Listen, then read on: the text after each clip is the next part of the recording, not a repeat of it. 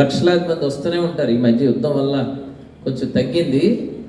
అక్కడ ఉన్న దినాల్లో పాపం ఆ భార్యకి ఏదో అనారోగ్యం అయ్యి అది సీరియస్ అయిపోయి చనిపోయిందంట. చనిపోతే ఇస్రాయల్ గవర్నమెంట్ వారు భర్త దగ్గరికి వచ్చారు. ఆయన ఓదార్స్తూ, మా దేశంలో మీ భార్యను పోగొట్టుకోవడం మాకు చాలా విచారంగా ఉంది, మరి మేము ఏం చేయగలం, ఒక హెల్ప్ అయితే నీకు చేస్తాం, నీ భార్య సమాధి కార్యక్రమాలు మేము చేసేస్తాం, దాని గురించి వర్రీ కావద్దు, ఒక 10,000 రూపాయలు ఇవ్వాలి, మేము మొత్తం కార్యక్రమాలను మేము చూసుకుంటాం. లేదు, నీ భార్య శవాన్ని నువ్వు నీ దేశం తీసుకెళ్ళాలంటే చాలా కష్టమైన పని, ఫార్మాలిటీస్ అన్నిటికి 10 లక్షలు అయిపోద్ది అని చెప్పారట. ఆయన ఏమాత్రం తడుక్కోకుండా నా భార్య నా దేశం తీసుకెళ్ళిపోతానండి అన్నాడట. అందరూ ఆశ్చర్యపోయారు, భార్య మీద అంత ప్రేమ, చనిపోయిన తర్వాత కూడా లక్షలు ఖర్చు పెట్టడానికి నేను అనగట్లేదు, బతికున్నప్పుడు మరి ఎంత ఖర్చు పెట్టాడో అని అనుకున్నాను.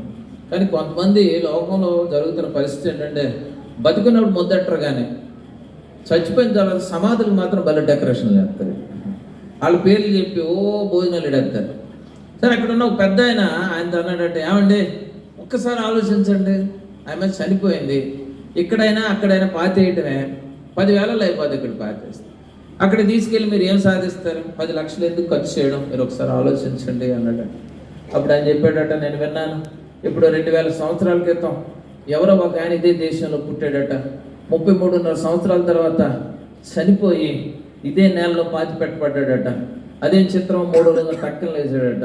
మరి ఈ నేలలో నా భార్యను కానీ పాతి పెడితే మళ్ళీ అలాంటిది ఏమన్నా జరిగితే ఎందుకు వచ్చిన కూడా కొంచెం హ్యాపీగా ఉన్నా, నేను అలా ఉండే నేను రిస్క్ తీసుకోలేను అన్నాడు. అంత అద్భుతమైన నేల. అందుకే ఇస్రాయల్ దేశానికి, ఒక్క దేశానికి ఏం పేరు ఉందో కదా, ఏ ల్యాండ్ అంటారు దాన్ని, హోలీ. ఏ ప్రాంతానికి పెట్టలేదండి ఆ పేరు. హోలీల పుణ్య భూమి అని పెట్టబడిన ఒకే ఒక ప్రాంతం, యేసు పుట్టిన నేల, యేసు నడిచిన నేల. హల్లెలూయా. యెరూషలేము గురించి పాడిన ఆశీర్వాదం అంటే పాడదాం. ఓ యెరూషలేమా, దేవుని పట్టణమా, ఎంతటి ధన్యత నీది, నీలాంటి రాజ్యం ఏదని పాట పాడు. 4